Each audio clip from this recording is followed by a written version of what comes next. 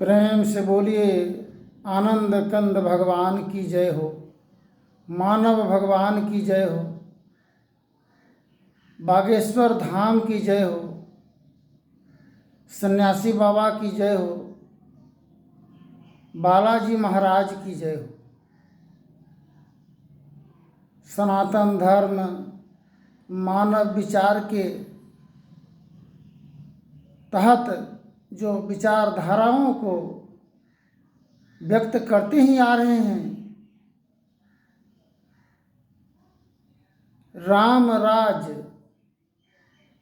कायम करने के लिए महर्षि में ही परमहंस जी महाराज की वचन है, राम वही रहमान वही है, राम वही रहमान वही है, अकत यगम पूर्ण काम वही है, अकत यगम पूर्ण काम वही है, स्वर व्यंजन रसिद शोध वही है, एक चेतन सिंधु अशोध वही है, एक ओम सत नाम वही है, एक ओम सतनाम वही है, ऋषि सेवित प्रभु का नाम वही है, मुनि सेवित गुरु का नाम वही है। राम वही है, रहमान वही है, अकत अगम पूर्ण काम वही है। तो राम राज कायम करने के लिए राम के राज में रावण को वध करने की अति आवश्यक जरूरत है, तभी राम की राज कायम हो पाएगा।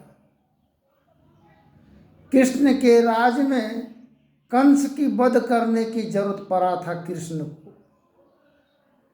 ईश्वर मालिक परमात्मा के राज में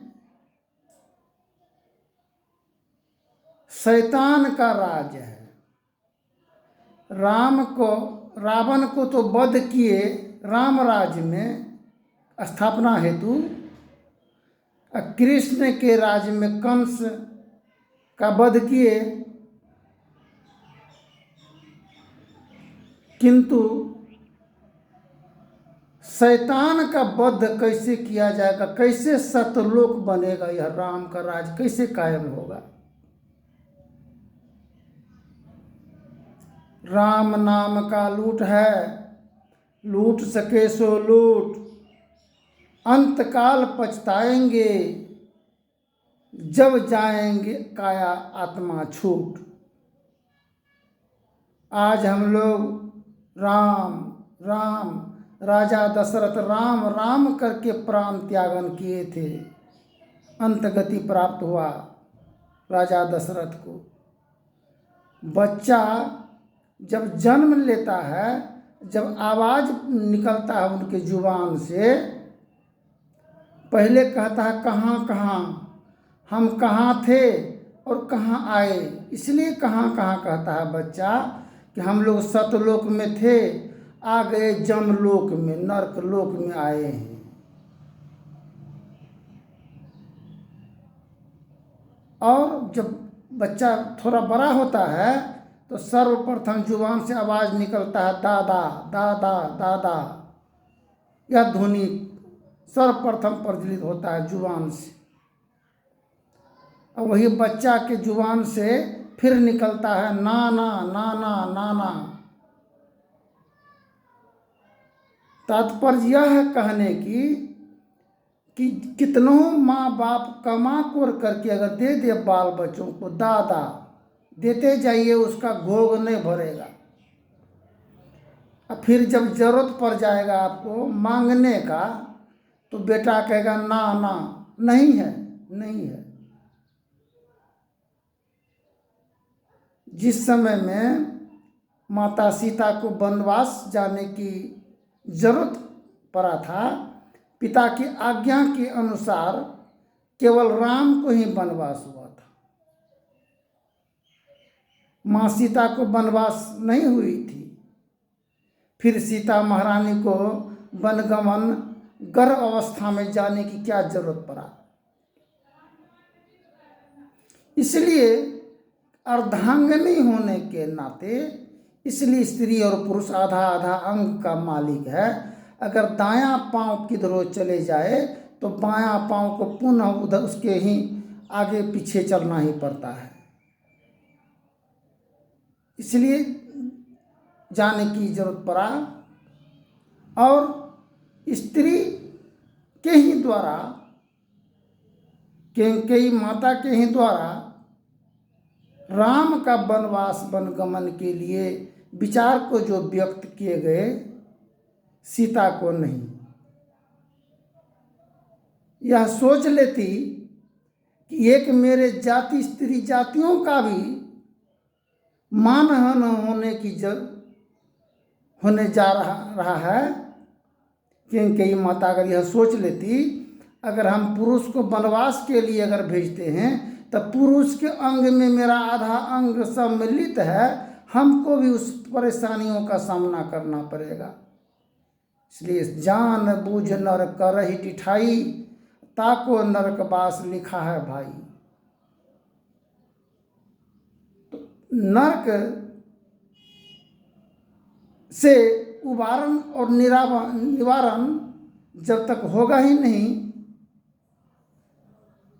तो हम स्वर्ग कैसे जाएंगे, राम का राज कायम कैसे होगा। नरक 9 द्वार में परा जीवन, नरक 2 दरबार है। और 10वां द्वार मस्तिष्क परमात्मा ब्रह्मलोक में परमात्मा ईश्वर की वास है, राम राज। हनुमान जी जब सीना को चीर करके दिखाए थे तो सीता और राम का वास हृदय में था। हृदय में प्रभु सीता राम का वास हृदय में है। शिव महादेव की वास इंद्रियों में है। सतगुरु की वास सतलोक ब्रह्मधाम में है, सतलोक में। तो जब तक 3 लोग रजोगुण तमोगुण सतोगुण के ही द्वारा यह जीवन का निर्माण हुआ है, जब तक ये 3 तरह से ऊपर टपेंगे नहीं तो ब्रह्मलोक में कैसे जाएंगे। बिन सतगुरु नर रहत भुलाना, बिन सतगुरु नर रहत भुलाना, खोजत फिरत राह नहीं जाना, खोजत फिरत राह नहीं जाना। हम लोग मृग नाभि कस्तूरी बसे, मृग ढूंढे बनमाही, वैसे घट घट राम हैं जिनको जानत नाही। सेतु बांध लंका निश्चर निकट निवासा, वहाँ कहाँ सज्जन की बासा। 7 समुद्र को पार करने के ही उपरांत लंका में प्रवेश करने की जरूरत पड़ा प्रभु श्री राम को। तो 7 बित्ता का ये शरीर है, 3.5 हाथ का, ये 7 समुद्र को पार करके तभी हम लोग सतलोक में प्रवेश कर पाएंगे। ब्रह्म ज्योति को करो उजेरो, अंधकार मिट जाई गुरु हो, सुरत अधर्म ठहराई, रह में ही गुरु सेवा लेना, तभी होय सहाय गुरु सुरत अधर ठहराई। नीचे धर है, आँख से यहाँ से नीचे धर है, ऊपर सर है। तो 9 द्वार में पड़ा मन रहने के कारण हम लोग नाना प्रकार की असीम दुखों की सामना करना पड़ता है। 9 द्वार में पड़ा रहने के कारण पुरुष भी नारी है और नारी भी नारी है। जब 10वें द्वार में प्रवेश करेंगे तब पुरुष हो बनेंगे, पुरुष परम पुरुष। इसलिए एक पुरुष को एक स्त्री के प्रति मन आकर्षित होने की यही विशेष प्रयोजन है। जो नौ द्वार में हम लोग हैं, एक स्त्री के पर मन व्यग्र और विरक्त होता है और स्त्री के को पुरुष पर मन आकर्षित और व्यग्र होने के कारण हम लोग फसाद और विवाद में पड़े हैं। यह नहीं जानते हैं कि हम लोग नौ द्वार में पड़े रहने के कारण हम लोग नारी, केवल नारी नारी हैं। अंग संग हर वक्त रहता, प्रकट हो पाता नहीं। हैरान हो रहे हैं सागिल, जल्द दिखला पाता नहीं। अंतर के अंतिम तह में रह बिन, जल्द उसे कोई पाता नहीं। अंतर के अंतिम तह में सिया और राम का वास है और नारी और पुरुष इस हृदय में विद्वान हैं। पर हम लोग विरोध और क्रोध, अभिमान, घमंड, छल, प्रपंच, पंच तत्वों के ही कारण इस जीवन के अंदर में प्रपंच की वास है। जब तक ये प्रपंच रूपी दानवों का हम वध नहीं करेंगे, राक्षसों का वध नहीं करेंगे, ये पंच रूप तत्व रूपी राक्षसों का वध नहीं करेंगे, तब तक हम प्रभु परमेश्वर के धाम सतलोक में कैसे जाएंगे। ध्यानाभ्यास करो सदी, चातक दृष्टि बनाई हो, लखत लखत छवि बिंदु प्रभु का, ज्योति मंडल धसी जाई हो।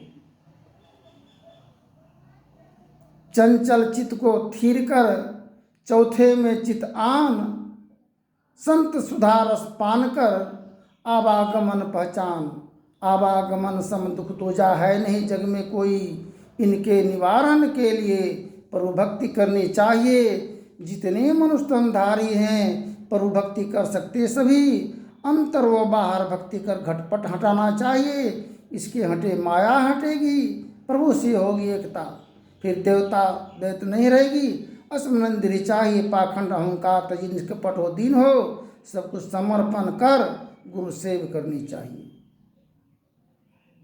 हम लोग जब तक अपने आप को हम लोग नहीं समझेंगे, हम लोग हैं कौन और आए थे कहाँ से और जाना कहाँ है और कर क्या कर रहे हैं। आज घर घर से वृद्ध जनों को जिस प्रकार राम और माँ सीता को वन गमन करने की जरूरत पड़ा, आज भी वह परंपरा लागू है हम लोगों के जीवन में। अंत समय में वृद्ध जनों को घर से बाहर निष्कासित किया जाता है, आरोप के द्वारा, प्रत्यारोपण के द्वारा, और जलील किया जाता है, मोहताज और विवश किया जाता है। तो क्या हम लोग मानव कहलाने के अधिकारी नहीं हैं? यह ऐसा इसलिए होता है कि दानवीय प्रवृत्ति की विचारधाराओं के अंत के लिए गुरु महाराज महर्षि में ही परमहंस जी की वचन है, 5 तत्व तन अग्नि जराई, दीपक चास प्रकाश करीजे, गगन थाल रवि शशि फल फूला, मूल कपूर कलश कर दीजे, अक्षत नव तारे मुक्ताहल, पोहक माली हार गुजे, श्वेत पान मिष्ठान मिठाई, चंदन धूप दीप सब चीजें, जलक झांझ मन मीन मंजीरा, मधुर मधुर धुनि मृदंग सुनिजे, सर्व सुगंध उरी चलिए कासा, मधुकर कमल केली धुनिजे, निर्मल ज्योत जरद घट माही, देखत दृष्टि दो सब चीजें। जब ऊपर की ओर चले जाएंगे, सारे संसार को देखने लग जाएंगे। ऊपर के महल में चढ़ने पर सारे सभी को देखा जाता है, किंतु नीचे रहने से और उसी पर उसी को भी देख नहीं पाते हैं।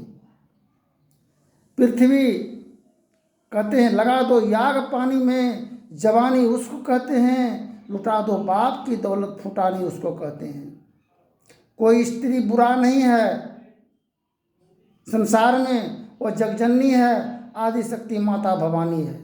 पुरुष चरित्र के संबंध में इसलिए मेरी विचारधाराओं के अंतर्गत हम सभी महानुभाव से अनुरोध निवेदन है कि माता और बहनों पर कोई जुल्म न करे, अत्याचार न करे।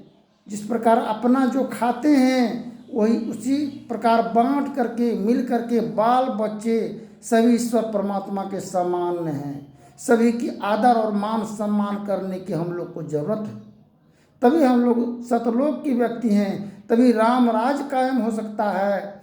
जिस प्रकार आसमान से जब रौद आता है पृथ्वी पर, कड़ाके की रौद को सहन पृथ्वी माता करती है। और पृथ्वी में अगर थोड़ा पानी डाल दिया जाए उससे धुआं निकलने लगता है, क्योंकि धीप जाता है पृथ्वी, और ऊपर से जबकि कड़ाके की रौद पड़ने से नीचे से धुआं निकलता है पृथ्वी से। क्या पृथ्वी में कोई आग का घूरा जोड़ा हुआ नहीं होता है, लेकिन आग निकलता है। वह प्रचंड प्रकाश की रोशनी पृथ्वी पर पड़ने के कारण पृथ्वी गर्म हो गया और उस पर पानी पड़ने से धुआं निकलने लगता है।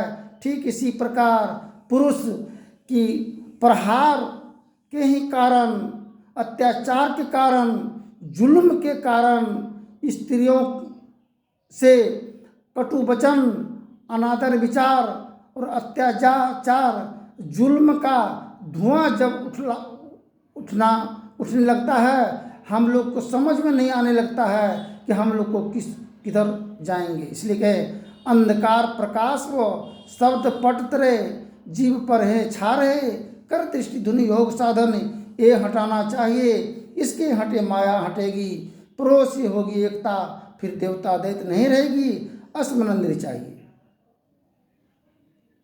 अपने मन को दृढ़ संकल्प के साथ एक दूसरे की सम्मान और मान और कदर और आदर करने की जरूरत है। जात पात पूछे नहीं कोई, हरि को भजे सो हरि का होई।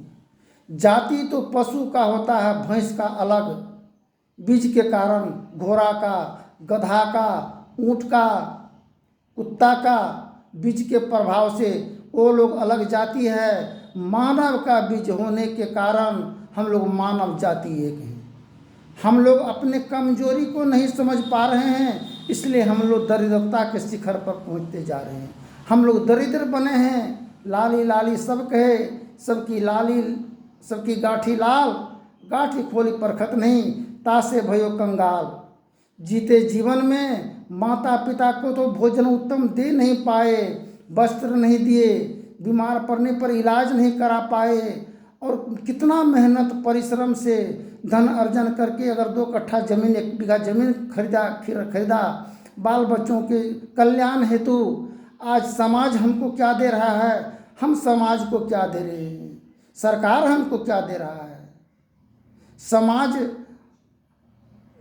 को भोज खाने के चलते बाप मर गया रे, सबके यहाँ खाए हो, बेचो जमीन, भोज खिलाओ, भाई भाई में लड़ करके जमीन को बेचते हैं, दंगा फसाद मचाते हैं, लड़ झगड़ करके भंडारा का व्यवस्था भोज का करते हैं, फिर लड़ झगड़ करके हम लोग भोजन खाते हैं।